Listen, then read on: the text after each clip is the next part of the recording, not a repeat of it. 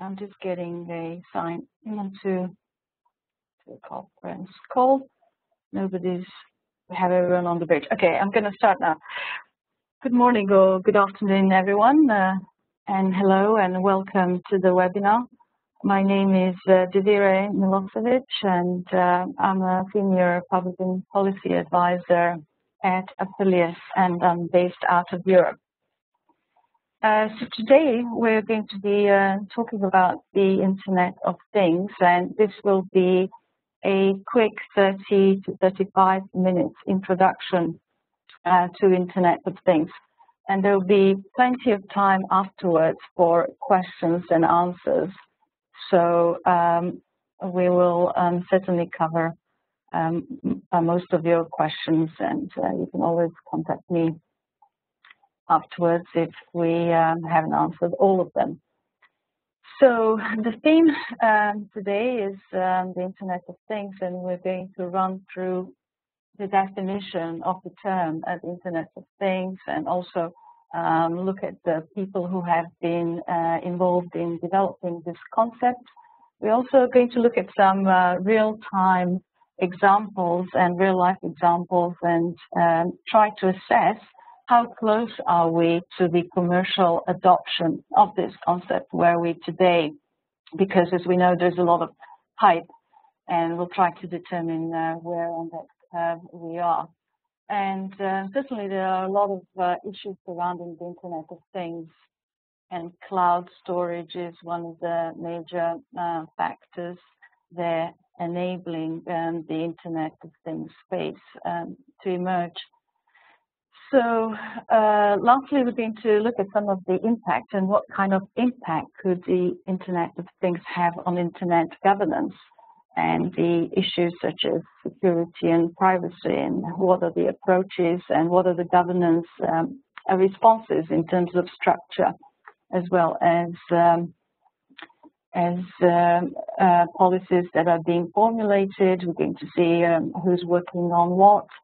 And we'll leave plenty of time for the questions and answers. So moving on, the Internet of Things, yes, it's a big buzzword, and but there is certainly a whole new class of things that are not defined, and millions of devices that will be connected to the Internet.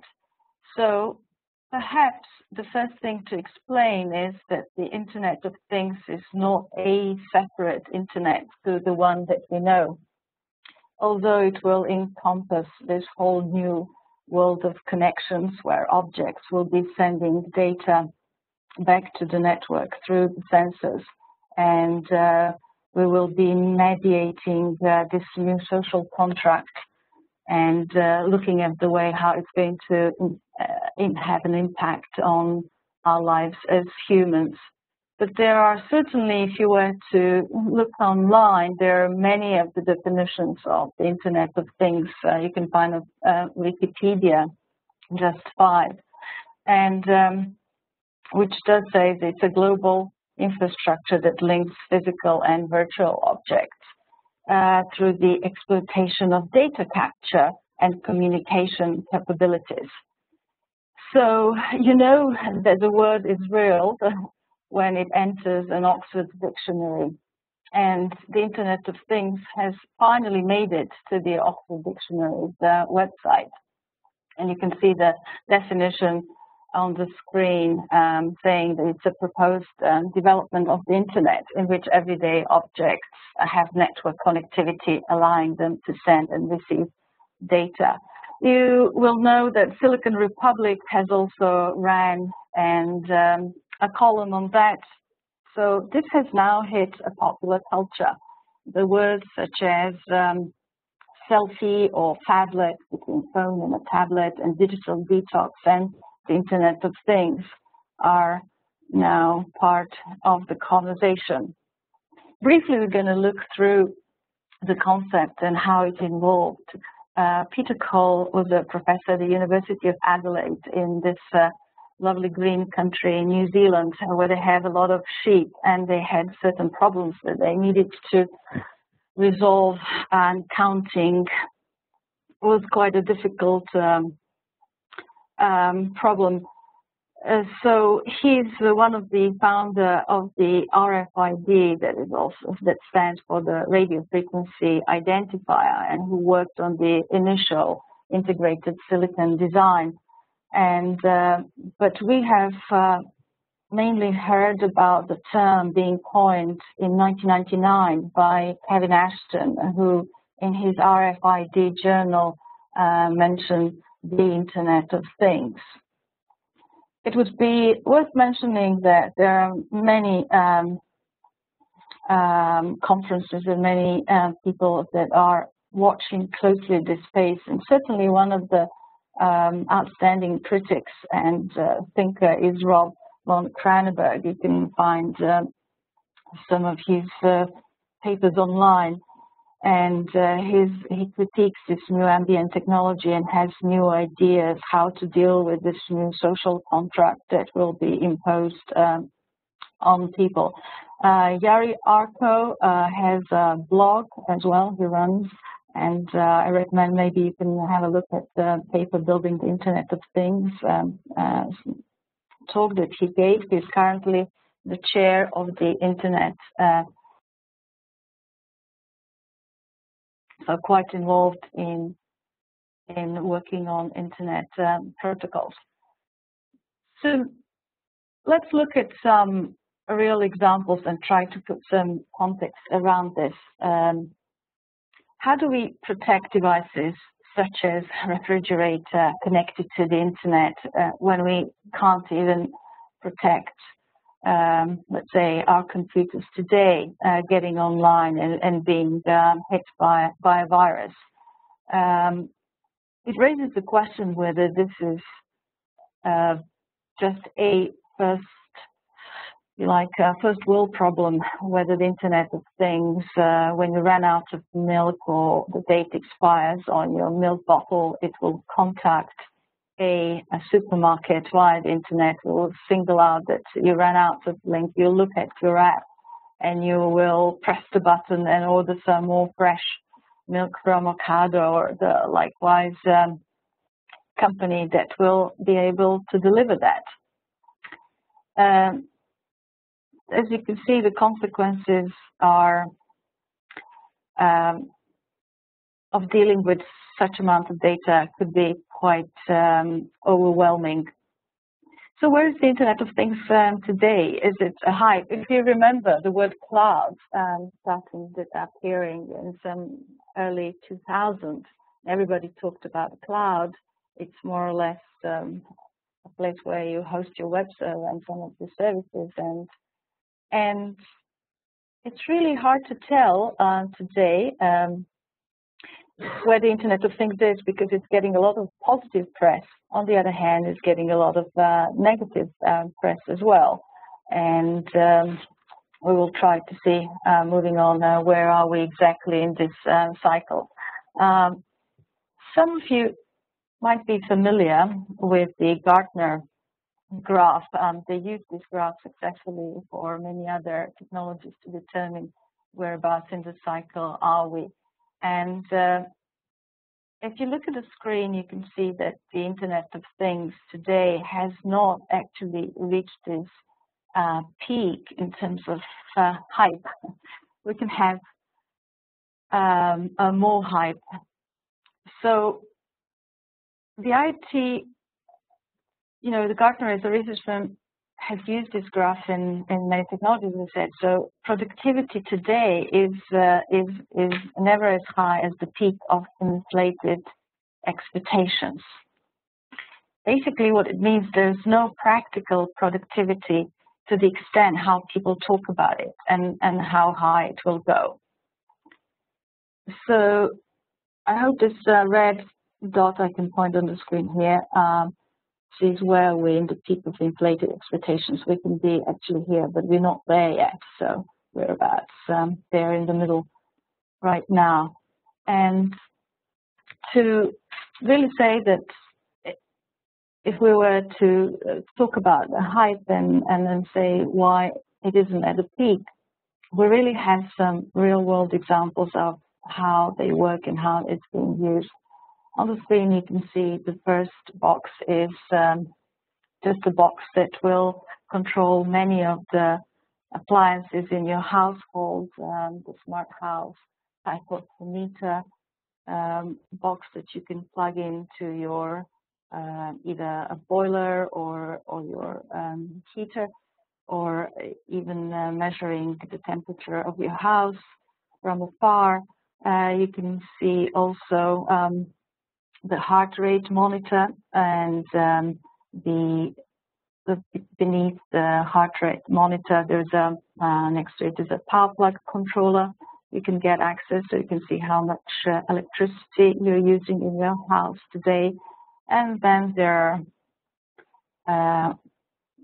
we have the Google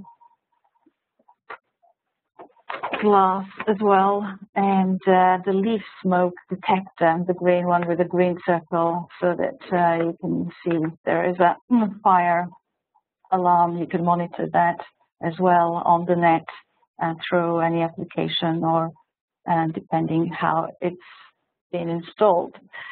So we can see that the Internet of Things has arrived within some houses and in home automation.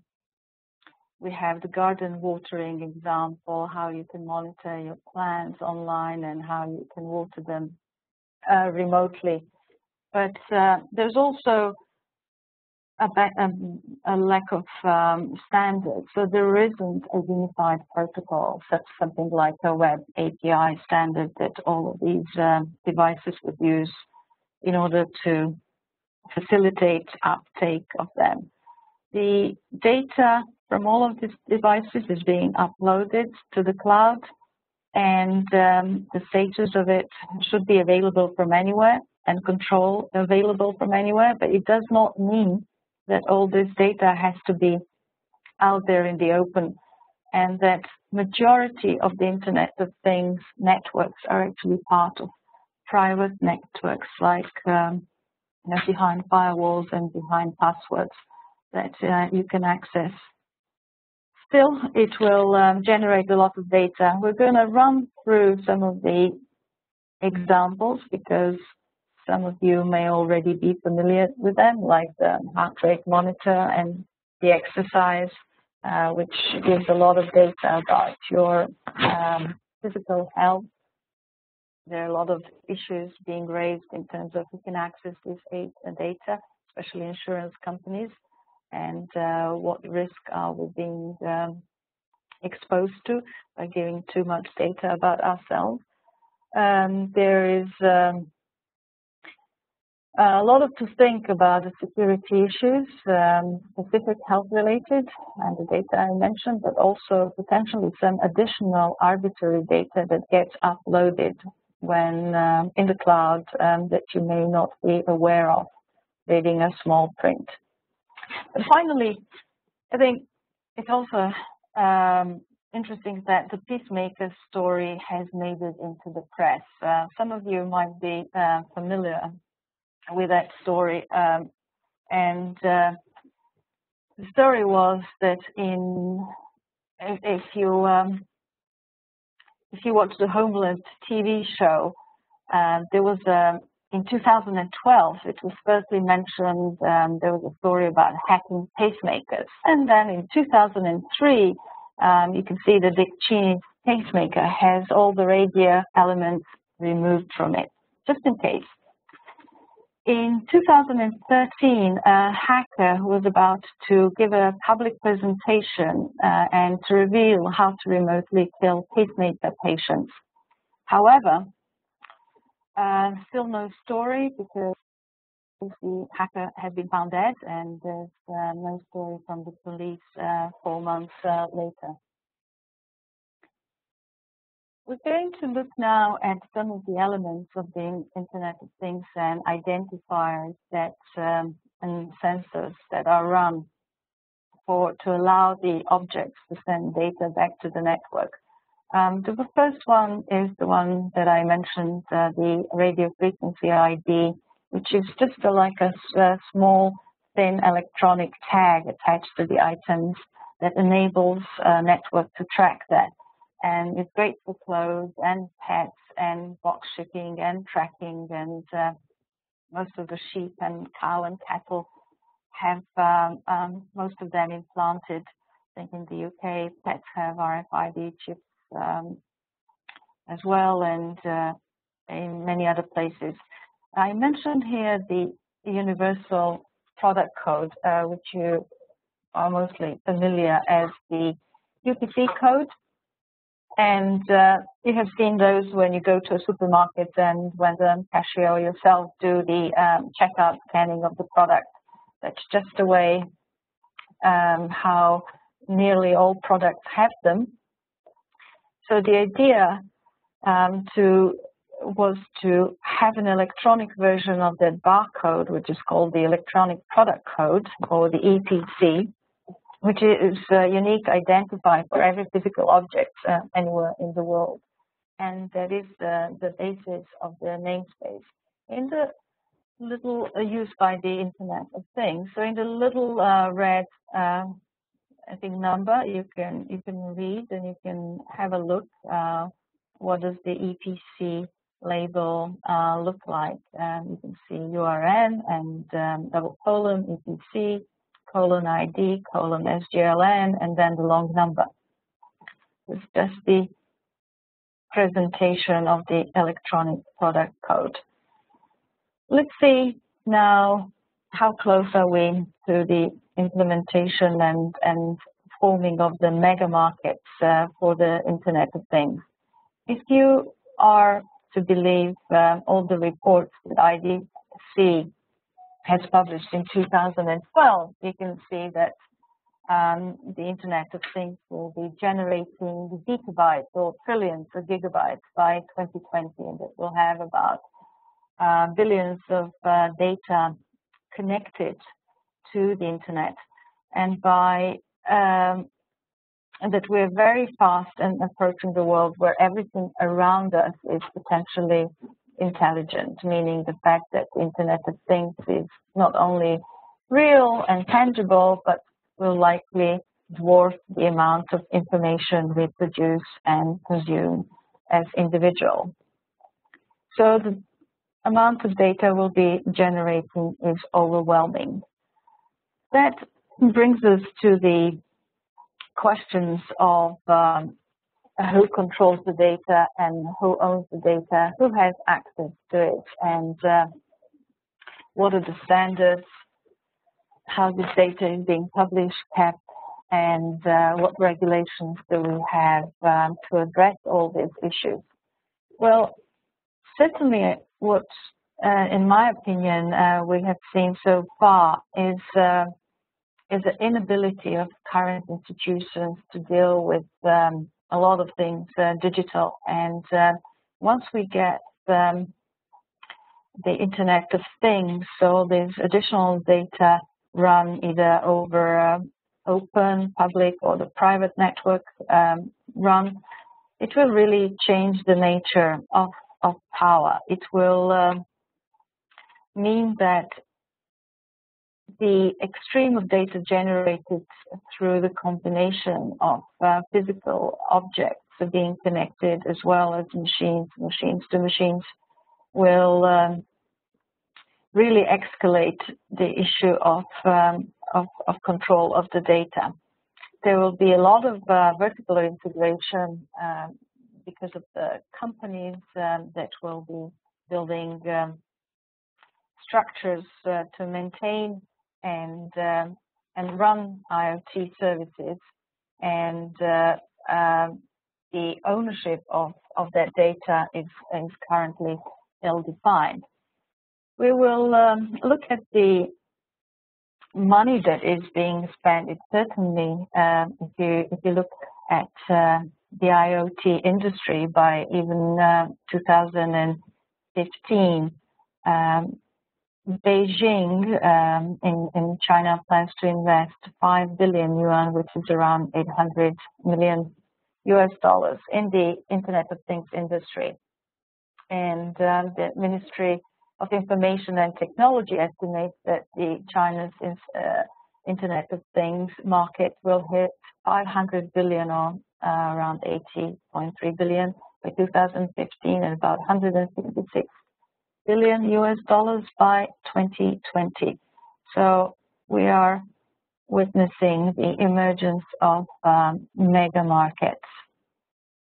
If we look to the West and some of the vendor and equipment manufacturers, Cisco is a company that has a big stake in hardware infrastructure, and they also estimate that that the global output by the Internet of Everything, which is the word they use instead of Internet of Things, will be around $14.4 million over the next $1 trillion, beg your pardon, over the next 9 years.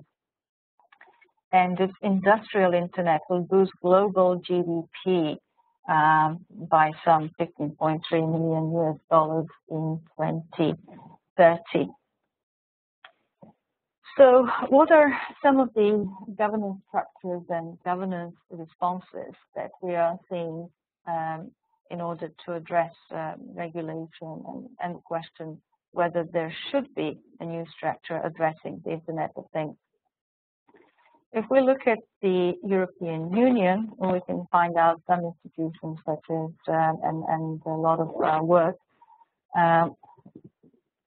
On the side of the slides, there are useful links to some of the PDFs that you can read and visit later for more information.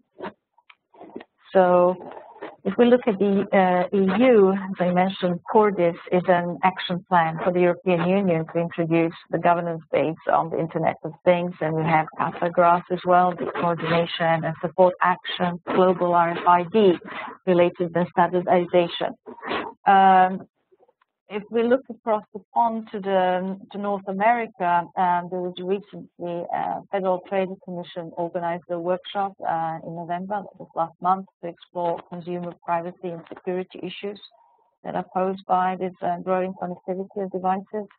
And there's also an institute, the Chengdu Internet of Things Technology Institute. There are many, many institutes in China that are dealing with issues surrounding the Internet of Things, like WUXI is another one, WIXI, which stands for the National Sensing Information Center Administrative Commission. I can type that in the slide. So certainly one of the biggest challenges facing the Internet of Things will be issues of privacy and security. Just last year in January, some of you might have seen an article from the Wired magazine which talked about the unprecedented security challenges in data privacy, safety, and governance, and trust. The topic is still gaining a lot of interest, and it's not going away. And you can see that in Europe we have the Internet of Things Week. This last week there was one in June in Helsinki in Finland, and there was one last week in London. And the FTC, the Federal Trade Commission, is trying to investigate rules for the IoT. And it's really interesting to see who's trying to take a lead here. We see a lot of activity in Europe, we see a lot of activity in the US, and there's almost a little bit of competition of who's taking the lead. One important thing to remember is that the FTC had established several categories of sensitive data in its 2012 privacy report, including social security numbers, like precise geolocation data, financial records, and health information, and information about children. And this data required higher levels of user content and protection. So there's some safeguards that are being built around this concept. And let's see what else is to be done. There's certainly more visibility in consumer products every day that we may notice as being marketed as the Internet of Things. There's an overhaul in security and privacy of data protocols and devices, and there will be some new regulations. There'll be certainly more regulation of corporate data responsibility and transparency needed in this area. I've mentioned that there are some governance responses, but there's also some industry responses, such as the Internet of Things Consortium, the first link, and then there is the Cisco system has also published their plans on their website, and the Intel has the IoT Solutions Group, but if you go to that page, I haven't found much information there yet, substantive information. However, the marketing executives are doing their best to promote the solutions. In the European Union, there, as I've already mentioned, there's some live discussions. If you go to the InternetofThings.eu, you can orient it yourself and find a lot of drafts about the Internet of Things architecture proposed, the Internet of Things initiatives, as well as some of the organizations that participate in the European research cluster. Finally, I mentioned that NIST, or the National Institute for Standards and Technology in the US, is also organized a workshop and published an interesting paper, the Internet of What.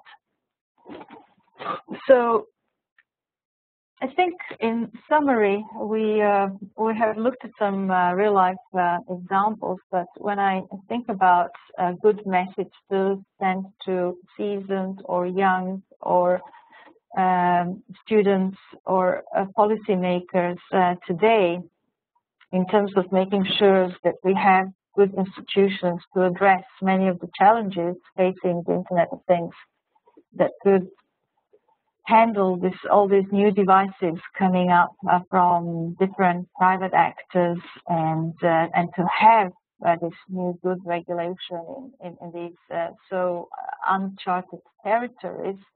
You know, what would be the best advice one could give? And I would think that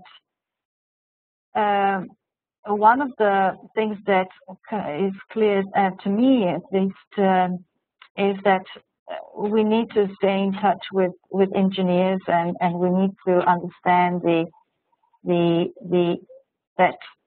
this new innovation is actually led by the engineers. And if you look at China, 8 out of 9 government officials are all scientists or engineers. So this is technocratic, if you like, innovation push. And we're going to create, there's a lot of hype, but there's a lot of real things happening at the same time. Products are being developed, they're deployed, they're working, they're not necessarily all visible to ourselves. And there's this massive data creation.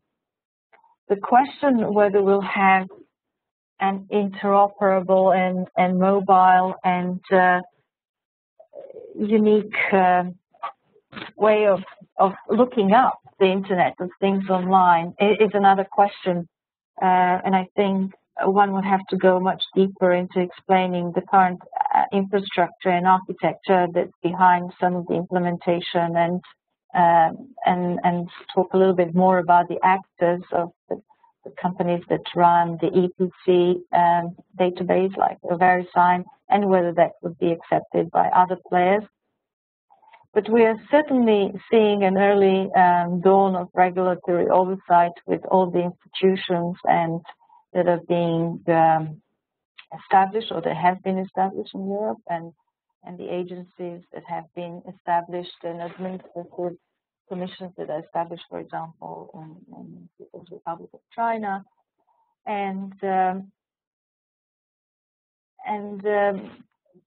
we are witnessing the an incredible amount of questions, I think, coming and an interesting social contract, new contract that will have to be maybe mediated between people and things. That will certainly have a huge impact on our future, but there aren't enough answers, concrete answers yet. I think since I'm already half an hour, 30 minutes through my slides, I could stop here and we can try and get some questions and clarifications in the chat room.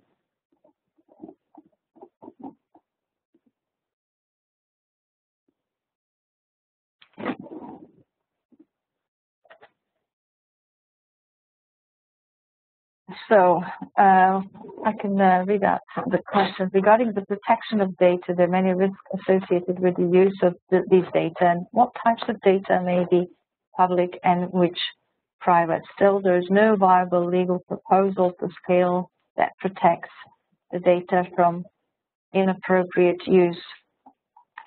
That question comes from Gartner Graph. Okay, so there are a lot of questions in the chat room.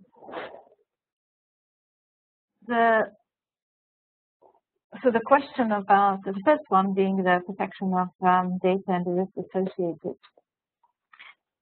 There are certainly, if you look at let's say a smoke detector or leak product that was on the picture, that data would be sent to the company that you have signed up for that service, and that data may completely be private. And therefore, you are giving away this data to a single corporate company but you not necessarily are aware of how that data may be shared at the other end from that private company with others. And that will, so the protections are, I think, certainly twofold. The data that is public, I would say that at least there are a limited amount of data that will be public, and that majority of the data collected, received from the Internet of Things currently is private. So I mentioned some of the legal proposals, like the ones considered by the FTC, to try to categorize what kind of data is inappropriate, but there are really no viable legal proposals, I think. Okay, going on to the solution. I think Ginger has asked if we have a solution for privacy management and how users can protect themselves in absence of regulation. That's a very good question.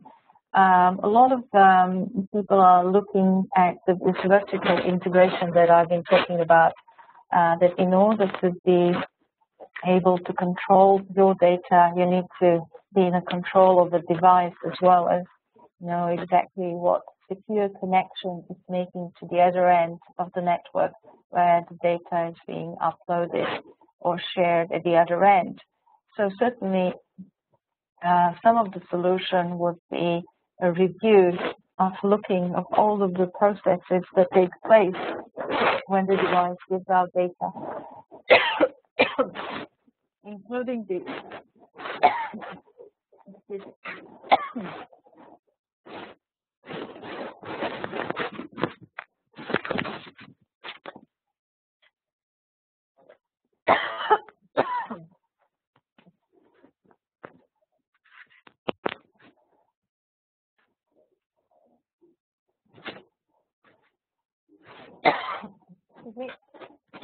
one second.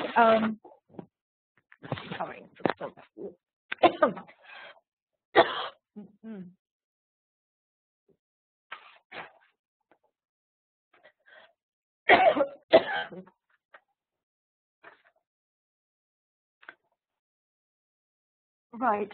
Okay. I'm back.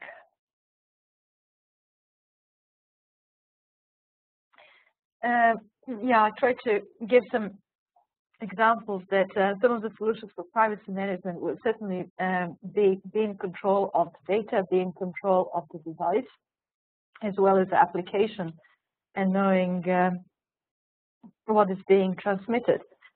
But I would think in terms of legal proposals, one would have to speak directly to the institutions and governance structures that have been established so far.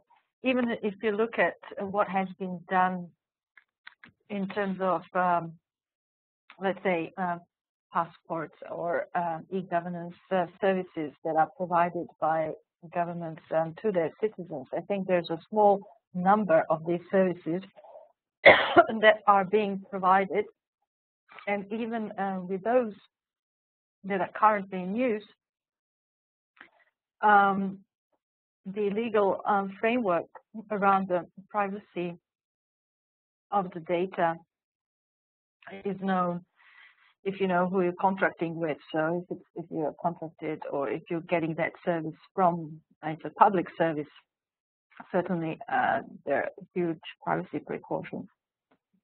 But if you're giving your data to a private and corporate player, you really need to read the all small print.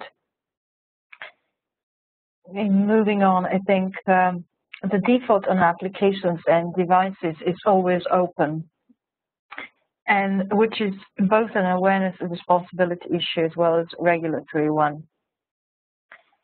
And certainly, as I mentioned earlier, there is no web API standard, a default standard or a unified standard of how devices are leaking data, but it is certainly a big issue of and a good point to raise in terms of regulating it. So Pete Carson is made a great comment saying that applications and devices are on default set to upload the data in the cloud, and there should be more ways of humans interacting with these applications and more nuances built that you know that you're not always giving away and leaving this digital footprint wherever you are. So let's see, following on, how big are the data sets on the devices per unit? Bytes, kilobytes, and megabytes. It really depends on what the device we are talking about and if we can support the collection of all of the data. We can, I think, in terms of storing the data, and there is no limit these days in terms of how much data one could store from the data that's given by any of the device, and you know that there are terabytes and petabytes and zettabytes of data that are predicted to be collected. So it's certainly not an issue. But when you ask whether that could be done without interacting with the World Wide Web, sure. One does not have to interact with the World Wide Web in order to collect that data. You can have an API, and the API could go straight to a server and input all the data bypassing the World Wide Web. So it won't be transparent and it won't be visible.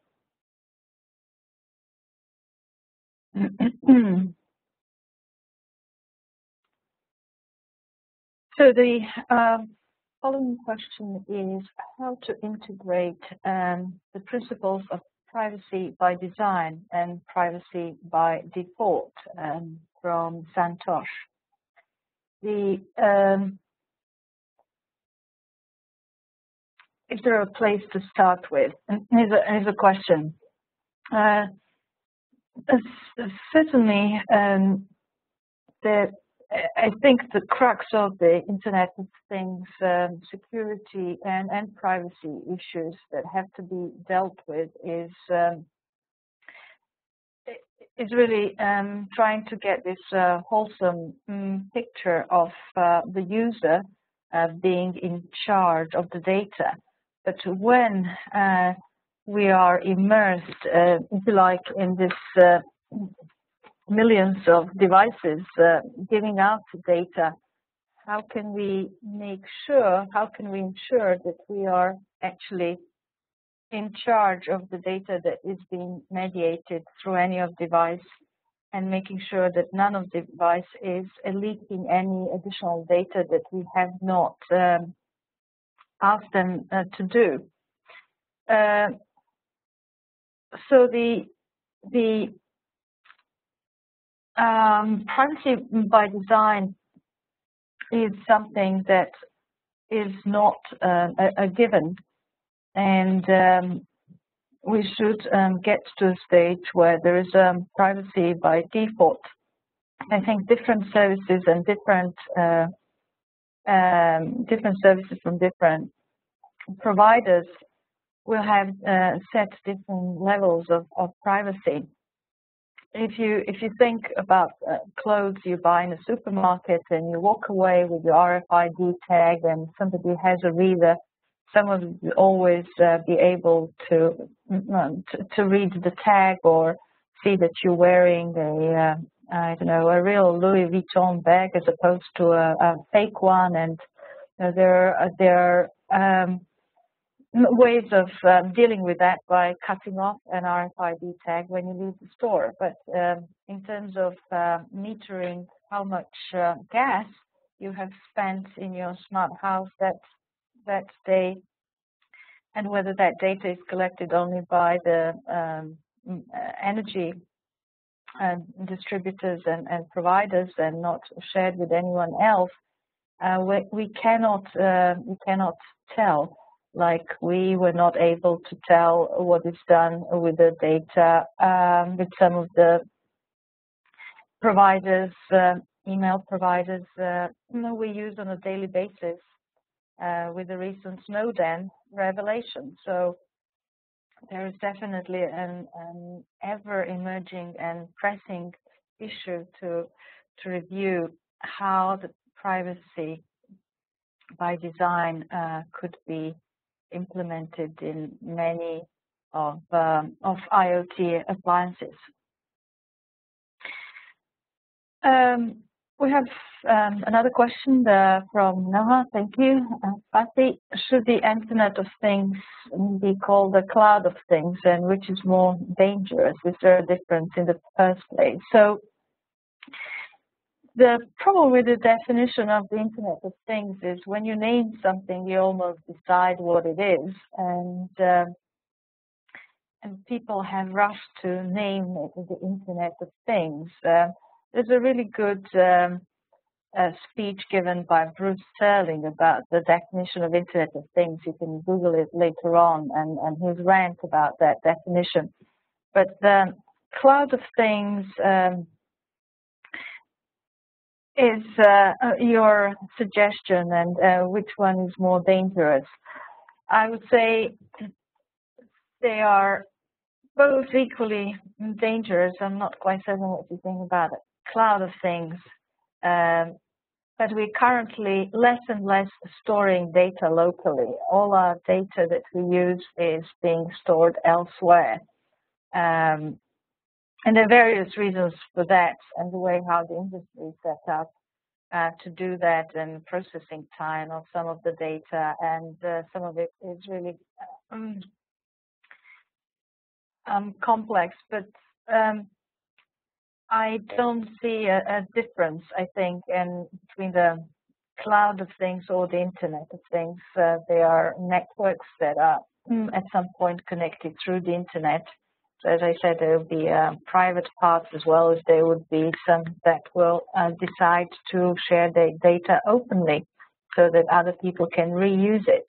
And there will be certainly applications that will where people do not need to secure privacy and there's information that they wish to share that could be public.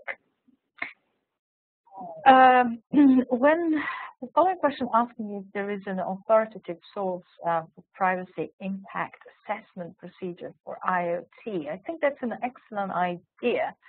But to have an authoritative source would mean that you have to deal locally for each and every application. I'm not aware of any authoritative source on privacy impact assessment. There are certainly initiatives that are quite active. There's certainly people who promote and speak about it, especially as the big concerns surrounding privacy. And but as far as I know, there's no authoritative source.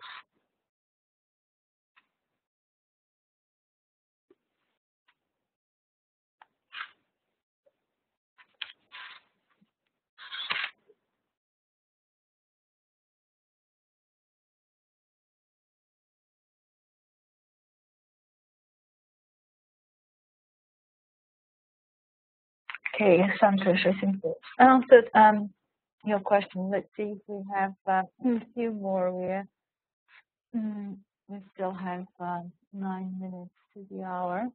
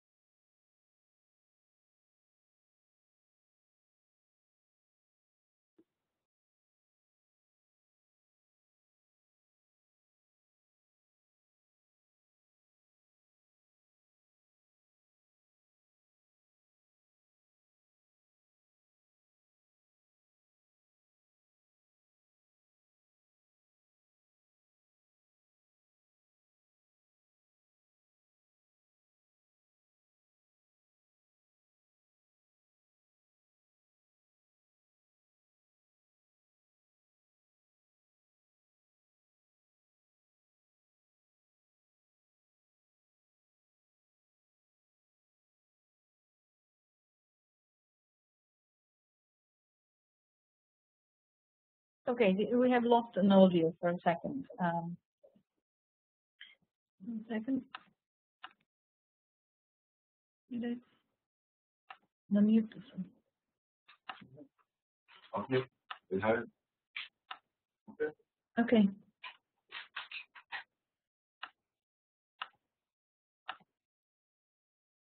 Okay, thank you, everyone.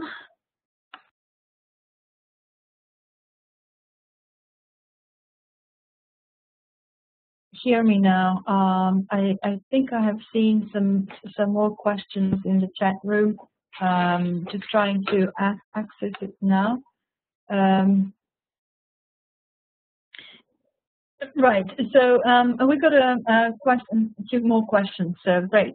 How important will the Internet of Things be in 2014? Are we expecting it to take center stage, or will it take more to become one of the issues of the moment?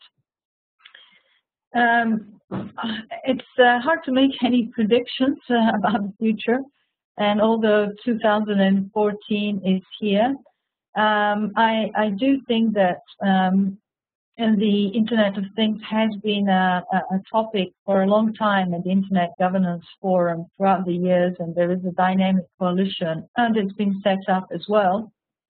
And it's been hard to really get a lot of idea of how much has it become an important topic. But with the recent, I think, changes about the privacy and how our data is handled in the cloud, I think that Internet of Things has to become one of the main topics going forward, because it has not received enough of the attention it deserves, and I believe it will be the issue for 2014. We had another question if there should be a firewall between the Internet of Services and the Internet of Things, or will it take more? Won't there be too much personal information floating around when the two are connected? As I said, they're not necessarily separate things.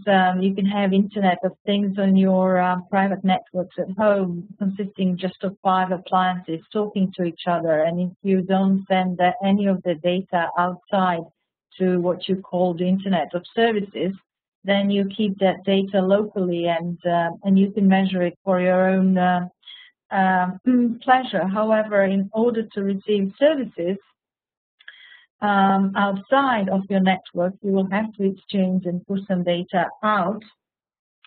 And the firewall will certainly be to protect your devices, but it's not so much about protecting your fridge to be hacked or your pacemaker to be hacked. You cannot install necessarily a firewall on a pacemaker. Maybe it will be. But there's certainly security measures one can take in order to ban access to that device from outside. That if it's on the public network, if it's on the private network, then those two, you would assume there will be a better security solution and less chance for interception. Okay, so then there's also a question here if there is a way to get involved working on the IoT privacy and security policies and frameworks and standards development. And I will certainly send you my email contact and would be happy to introduce you to some of the organizations that are looking at these issues. You had 2 names there. There is within the European Union, there is also the framework FP7, and they're active contributors to some of the research being carried out there, and there are policies put in place. So we'll be more than happy to do that.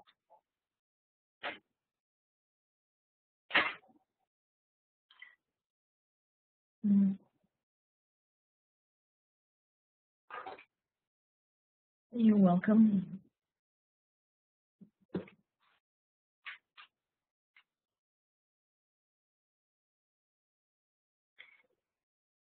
So the question we had is, do we believe, or do I believe that the first thing for consumers is convenience to their privacy or not? I think there are studies that have been carried out that consumers like to care about privacy, but once they can get things, let's say 2 for 1, if you give your email address, they're more than happy to give away some of the data. And current economics model is that in most of the companies that provide services at so-called 0 value, like Facebook, like mail providers, they are actually running on a model where they are collecting the data that they keep reselling. So I think there isn't enough of awareness of consumers of how their privacy may be abused and what happens to the data that they have volunteered or been not aware of it actually being collected from them way back. So there's a lot of need for campaign and consumers raising, and even then it would be difficult to know if they would actually barter their privacy for convenience.